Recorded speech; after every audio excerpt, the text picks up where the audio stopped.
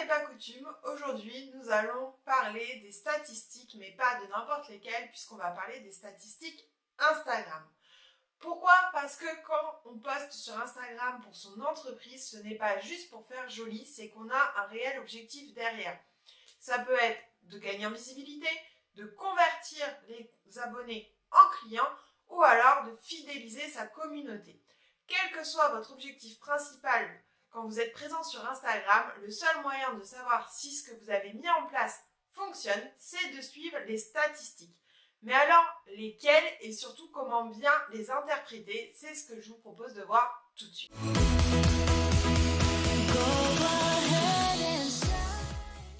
Avant toute chose, ce que je vous propose de faire, c'est de ritualiser le moment du reporting de vos statistiques Instagram. Qu'est-ce que j'entends par là?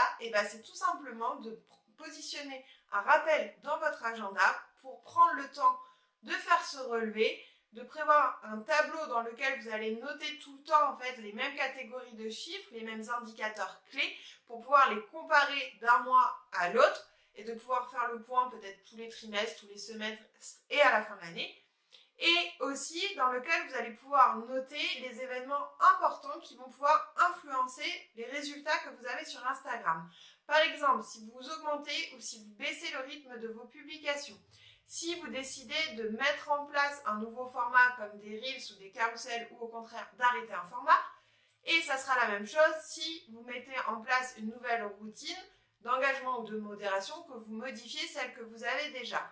Tout ça, ça peut avoir un impact sur vos résultats. C'est donc important d'avoir du contexte pour comprendre les chiffres que vous relevez. Ensuite, sur le rythme de reporting, je vous conseille de faire à peu près une fois par mois, à la fin du mois, pour relever les résultats du mois qui vient de s'écouler et de faire un point un peu plus complet à la fin de chaque trimestre pour avoir davantage de recul.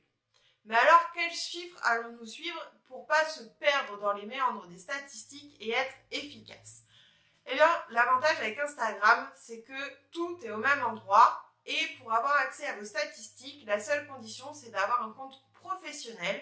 C'est totalement gratuit, il suffit d'aller dans vos paramètres pour changer la catégorie de vos comptes et passer d'un compte personnel à un compte professionnel et dès le lendemain ou sous 48 heures, vous allez commencer à récolter des données et au bout de quelques semaines, vous aurez des statistiques lisibles. Une fois que ce prérequis est fait, vous pouvez aller relever vos chiffres à la fin de chaque mois, par exemple. Et quels chiffres vous allez relever? Eh bien déjà, vous allez vous rendre dans la vue d'ensemble de vos statistiques où vous allez trouver les 3 chiffres les plus importants. Le premier chiffre, c'est le nombre de comptes touchés par l'un de vos contenus sur la période donnée, donc sur les 30 derniers jours par défaut. Ce nombre avant, on parlait aussi de portée ou de couverture.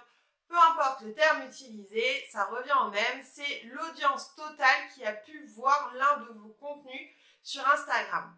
Donc c'est vraiment le public en général, abonnés, non abonnés, peu importe, c'est toutes les personnes qui ont eu en fait l'occasion d'avoir un point de contact avec l'un de vos contenus via la plateforme. Ensuite, il y a le nombre de comptes qui a interagi. Ce nombre est très important puisqu'il traduit le nombre de personnes qui a réellement aimé votre contenu au point d'interagir avec lui. Ça peut être les personnes qui ont liké, qui ont commenté et ou qui ont enregistré l'un de vos contenus. Ce chiffre est forcément plus petit que le nombre de personnes qui a vu votre contenu puisque c'est impossible que toutes les personnes qui voient votre contenu mettent au moins un like. Il y a forcément des gens qui vont zapper et qui vont continuer à scroller. Donc on ne s'inquiète pas, c'est normal. Et enfin, il y a le nombre qui est certainement le plus facile à comprendre, qui est le nombre de vos abonnés. Il est vrai qu'on aime tous voir le nombre de nos abonnés augmenter, mais n'oubliez pas que souvent, plus le nombre d'abonnés augmente, plus le taux d'engagement est bas. Et justement, on en arrive au taux d'engagement. Instagram ne l'a pas encore mis de but en blanc dans ses statistiques et c'est bien dommage. Mais rassurez-vous, c'est très facile à calculer puisqu'il suffit de prendre le nombre de personnes qui a interagi avec votre contenu, de le diviser par le nombre de personnes qui a vu votre contenu et de multiplier le résultat par 100 et vous aurez le taux d'engagement. Le taux d'engagement, c'est certainement la statistique Instagram la plus importante à suivre puisque votre taux d'engagement, c'est ce qui traduit l'intérêt pour votre contenu. Avoir une portée énorme si personne n'interagit avec votre contenu, ça ne sert à rien. Ça veut juste dire que vous faites plaisir à l'algorithme, mais que vous n'apportez aucun résultat pour votre business. Or, vous n'êtes pas là pour faire plaisir à l'algorithme, vous êtes là pour avoir des résultats et atteindre vos objectifs business à vous. Donc vraiment, le taux d'engagement, ne le négligez pas. Il faut savoir aussi que plus le nombre d'abonnés augmente, plus le taux d'engagement risque d'être bas. Il ne faut donc pas paniquer. C'est notamment le cas lorsque vous avez un reel qui va exploser avec une énorme portée. Forcément, votre taux d'engagement va être un petit peu plus bas et c'est pour ça qu'il est important de mettre du contexte quand vous lisez vos chiffres. Ensuite, ce que je vous recommande de faire, c'est d'aller dans les statistiques de vos contenus. Dans cette partie-là, vous allez pouvoir jouer avec les filtres pour identifier les 3 contenus qui ont obtenu le plus de couverture, c'est-à-dire la plus grande audience, les 3 contenus qui ont obtenu le plus de likes et les 3 contenus qui ont obtenu le plus de commentaires. Il se peut que ça soit les mêmes, mais il se peut aussi qu'ils soient différents. Et vous allez analyser ce que ces contenus qui ont le plus performé ont en commun. Est-ce que c'est des posts avec des photos? Est-ce que c'est des carousels? Est-ce que c'est des posts avec beaucoup d'écriture?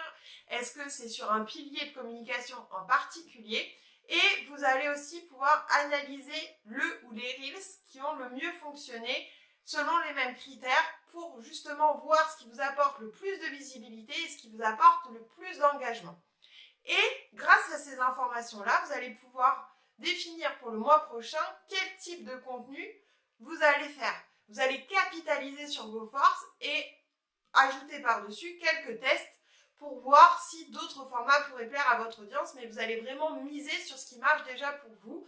Et là, pour ça, la solution, c'est vraiment de pouvoir prendre le temps d'analyser les posts qui ont le mieux marché pour vous, parce que ça ne sera pas forcément les mêmes que pour vos voisins, que pour une autre catégorie, ou même que pour vos concurrents. Et en bonus, jetez un petit coup d'œil sur les jours et les heures où votre audience est présente sur Instagram. Vous avez aussi cette information dans vos statistiques, dans votre tableau de bord, et ça va vous permettre de vérifier que lorsque vous postez vos publications, c'est à une heure ou un jour où votre public est le plus présent.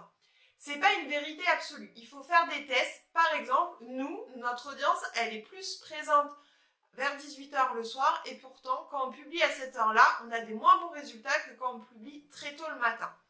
Je pense que ça s'explique par le fait que le soir, il y a tous les contenus de la journée qui tournent sur leur fil d'actualité, donc on est noyé dans la masse, on est moins visible, alors que le matin, oui, il y a un petit peu moins de monde qui nous voit, mais les gens nous voient. Donc il faut faire des tests, mais c'est un bon point de départ de commencer par le recul qu'on a grâce aux statistiques Instagram. Si vous voulez encore plus de conseils sur Instagram, les réseaux sociaux et la stratégie de contenu en général, je vous invite à rejoindre notre newsletter. En plus, vous aurez accès à toutes nos ressources offertes, templates, workbooks, e-books et checklists en pagaille.